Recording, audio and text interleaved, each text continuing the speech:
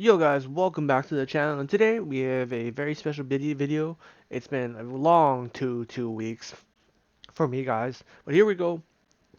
Hajimari no Kiseki completed. You're gonna get my full-on completed review of the game, but hold up, there's still one more review guys. Like I always say, we're gonna have a platinum review once I platinum the game. And honestly, that's to me the best opinion I can give to you of the game. Fully experience it out to get a platinum trophy. Honestly, it's the best review in my opinion for players just like you and me to actually complete the game fully instead of having like a review site do it or whatever, one of those media sites, just to have a full-on complete platinum review of the game. But here it is, and this is my completed version of my review. Honestly, things haven't changed too much from my initial review. The biggest thing is, realistically speaking, I finished this game within 50 hours, minus 10 hours probably due to AFKing. But honestly, it is a very long game. Less long, not as long as CS3 and CS4, but very much more convoluted and much more branching than those games.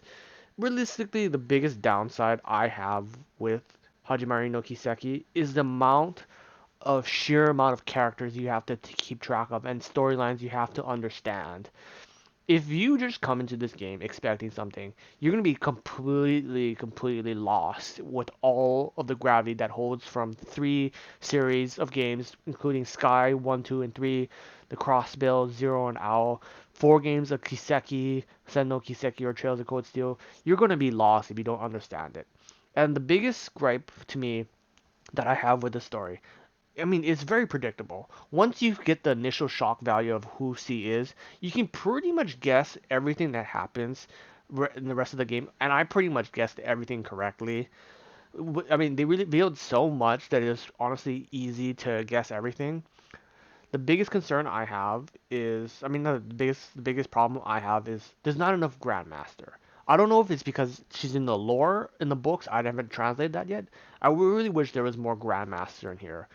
There was literally zero references to her from what I could tell, unless it's in the lore. And I haven't finished the True Revere Corridor because that doesn't unlock until you beat the game.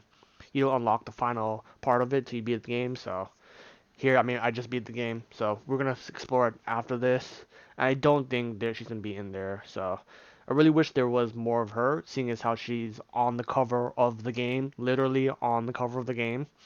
But at the end of the day, the story comes down to literally this is Sen no Kiseki 5. Legitimately, this is Sen no Kiseki 5 with the liberation arc of Crossbill. That's literally what it comes down to. They put so much emphasis on like promotional material on Lloyd and how he's going to impact the story. But at the end of the day, this is literally just Sen no Kiseki 5, guys.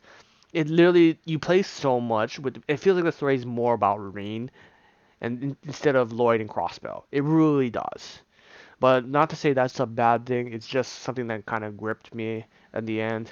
Overall, you're gonna get most of the story beats. You're gonna predict very easily.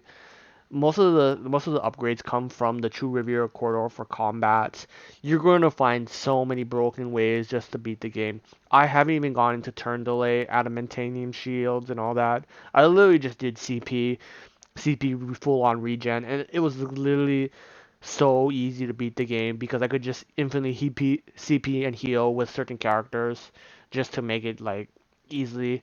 Then honestly, I could just change up the strategy as well too to include Gaius to do infinite delay turns with S crafts.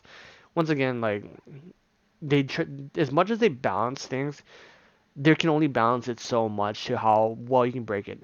And that's kind of why I don't like Hajimari no Kiseki is because they allow you to have so many different characters in your team.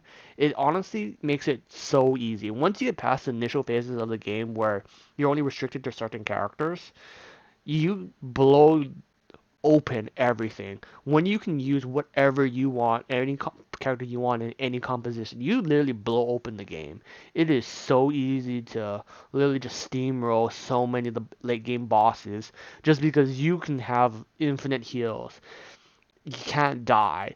Infinite CP. It's it's honestly like it hurts me a little bit just to steam walk through the game.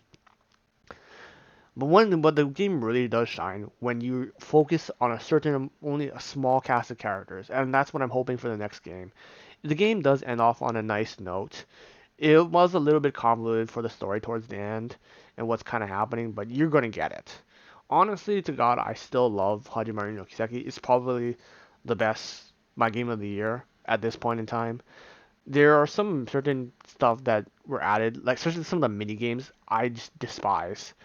Like the tank control Divine Knight mini game mode, absolutely horrendous, but it's pretty easy to beat. I did enjoy Magical Girl Alicia. I'd never want to see Shining Pom Pom Puyo Puyo Tetris ever again. That literally gave me PTSD in order to beat it. Legitimately, that was so annoying to beat. You guys have no idea how much I want to strangle the person that thought that was okay to fight Key at the end, who literally could just do like instant moves. Like in that is so annoying. Like legitimately, I hope they tone it down for the English release like they did with Trails of Cold Steel 3.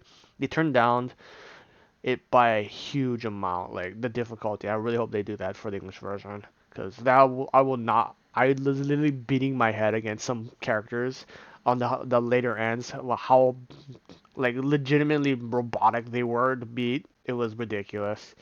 But overall, still enjoy the game. I mean, if you love Trails of Cold Steel 3 and Force Combat, nothing much to say. It's all there. It's very good. And the last kind of gripe I did have was the collections. Most of the part, you're gonna collect everything in one playthrough. It's very, very easy with book notes, fishing, cooking recipes. Very easy to get everything. Not very hard to miss. You're gonna miss the treasure chest one, like usual, typically. But the only really irritating one was like the character notes. I don't know if it's irritating, more so easy now, because most of the character notes just come from story beats and literally doing the side mission, the side submissions in the True River corridor. There are few character notes in the game that are honestly missable, because most of them come out of chapter 4, day 3-22. You just have to find them in the city and they'll go get them. It's not like an annoying thing. It's just like a small thing that I'm so used to always talking to everybody. But then you get into the beat that like it doesn't matter. You're not gonna get character notes. There are so many people in this game. The game name is like, no, we're not gonna have you talk to everyone every single time. They're just gonna give it to you in like special events. So it was a little bit of a nudge, but you get over it. And honestly, truly a great game. Once again, guys, I do appreciate all you guys' support. We will be doing a platinum review of this game. I don't have a time frame of how long it's going to take me to beat this. I am hoping to beat it get the platinum before whatchamacallit comes out, which is Genshin Impact comes out at the end of September. Also, they are adding DLC for this game for free. There's going to be a level 5 in the True Riviera Corridor in October, also coinciding with the DLC release. That is another one of my big gripes in this game. I don't understand why Japanese titles always have to hold off on the costume DLCs. Like, why not just let me buy it right now? It doesn't add any gameplay value to it. I don't understand that, but that's you guys don't want me to spend money. That's a loss on your part. But once again, really enjoy the game. Until the next one.